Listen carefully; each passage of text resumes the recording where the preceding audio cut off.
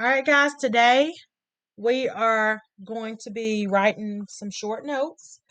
Okay, Q3, page 4 notes. And we're doing writing linear inequalities, things to remember. Okay, so writing linear inequalities, reminders, okay? Things to remember. And I'm going to pause to give you a chance to write at any given time. If you feel like I'm moving too fast, please make sure you raise your hand or unmute yourself and let me know. All right, the first thing that you need to remember when you are writing an inequality, a linear inequality from a word problem, the thing to remember is that they are linear. So you're still going to use the slope-intercept form. So first things first, number one, use the slope-intercept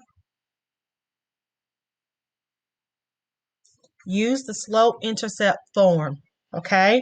And remember, the slope-intercept form is y equals mx plus b.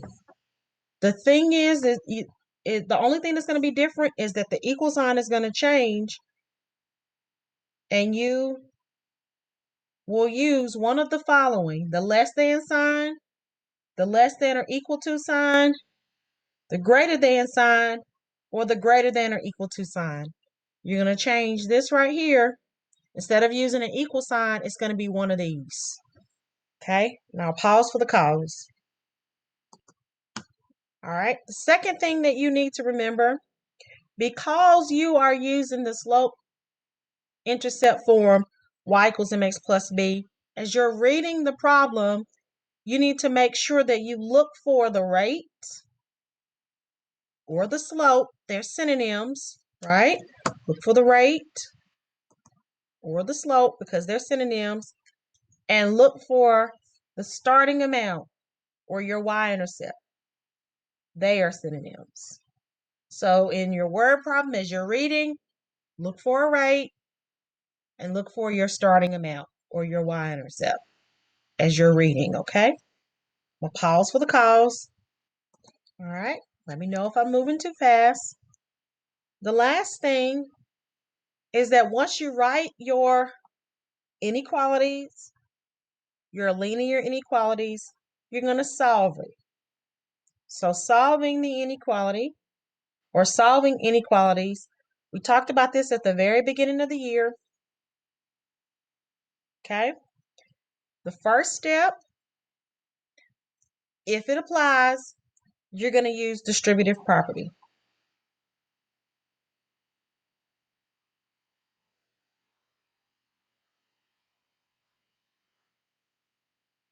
Okay. The second step, if it applies, combine like terms separately on each side of the inequality.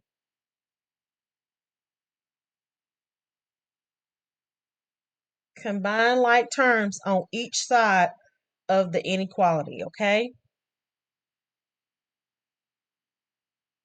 Separately. Combine them separately. And we have already written these notes someplace else, but we want them here as well so we can use this for the assignment today. The third step is to move the variables to the same side. If it applies.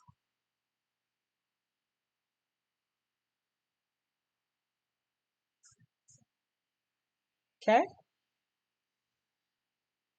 And then the last step is to isolate the variable by using your inverse operations.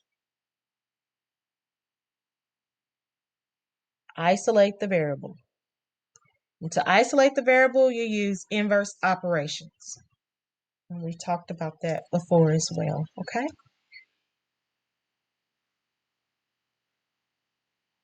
There's one last thing to remember. Put an asterisk beside it. When solving your inequalities, this is very important. You are going to flip the inequality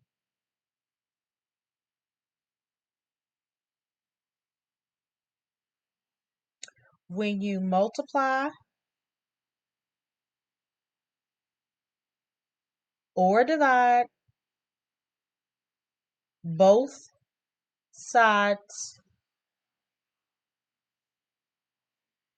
by a negative number.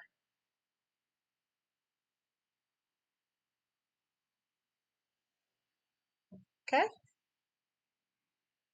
And I'm going to pause it here.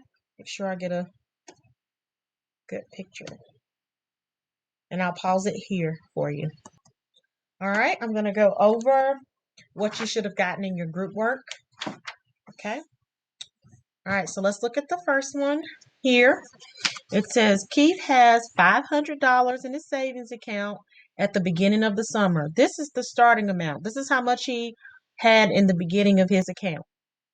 It says he wants to have at least $200. So his amount, Keith's amount, should be greater than or equal to 200 because he should at least have that much money in his account, either 200 or more. So see how the mouth is open to Keith? He should have either 200 or more than 200 by the end of the summer. He withdraws, that means he takes out, that's a negative, $25 per week. So that's why this is a rate and it's a negative 25 because he's withdrawing that amount every single week.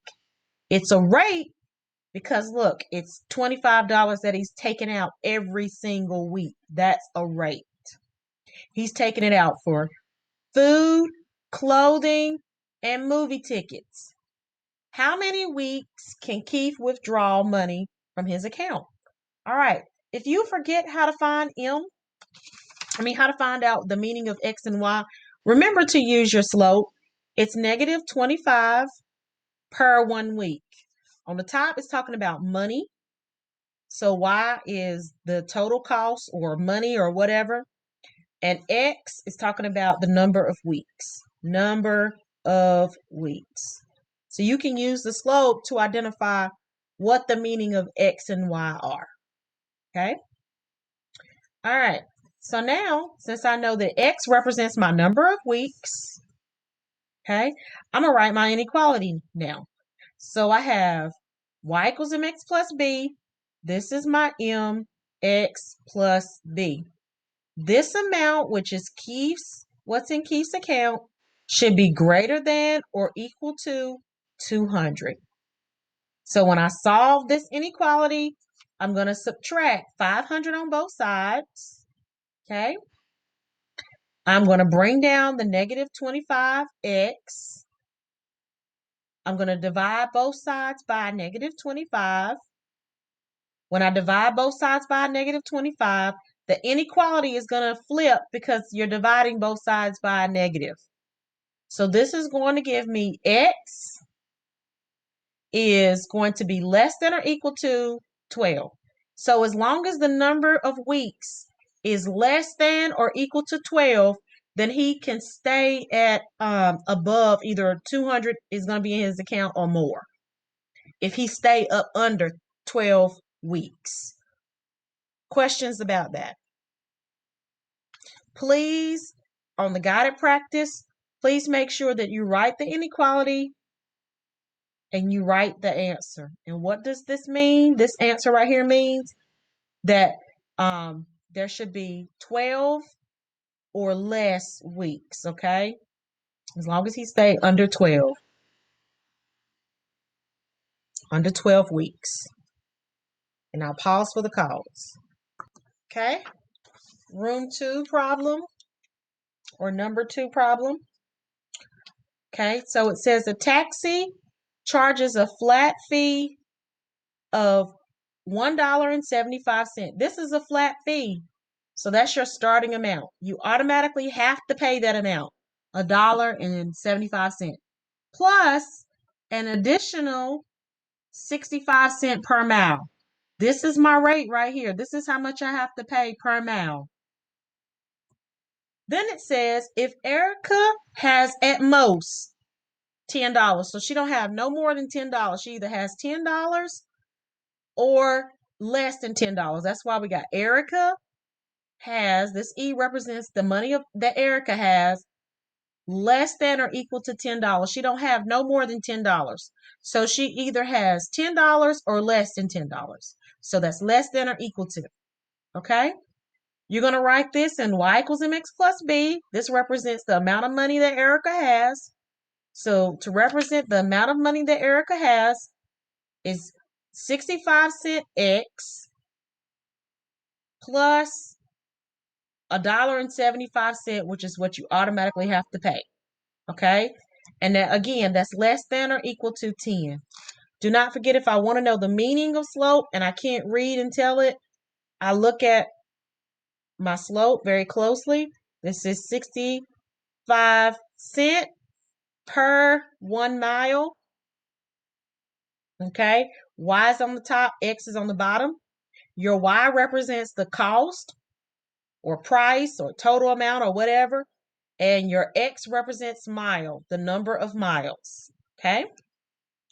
All right. So now you have your inequality. Please make sure that you write your inequality in. And your answer is going to be this what? 12.7. You're going to solve the inequality by getting X by itself. Subtract $1.75 on both sides. That's going to leave you with 65-cent X. On this side, 10 minus 175 gives you 825. You're going to divide by 65 cents on both sides. And that gives you about 12.7 miles. And in the problem at the top, I told you, let's see. Well, I should have said round to the nearest 10th place, but I probably didn't. But you need to round to the nearest 10th place. So write the inequality. And this is the answer here. Any questions about how I got number 2?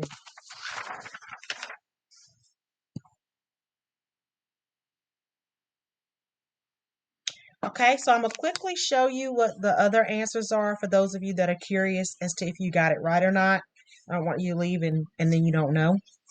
So number 3, look at this one. You got that one right.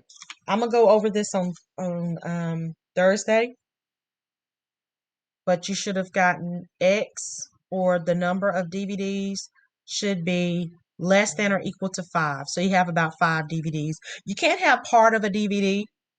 So it has to be 5. You have to round it down because you can't have part of a DVD. Okay? And then the last one, you should have got about 12 sessions. So you should have at least 12 sessions. So X should be greater than or equal to 12 sessions. And I believe you guys got that right as well in your groups. And do not worry, I'll go over this and we'll write the rest of these answers in on Thursday. Are there any questions?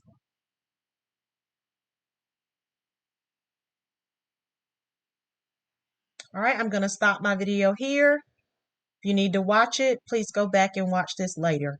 It'll be in the remind message this afternoon as well as on the Canvas page. Any last minute questions that I need to address before I stop the video? All right.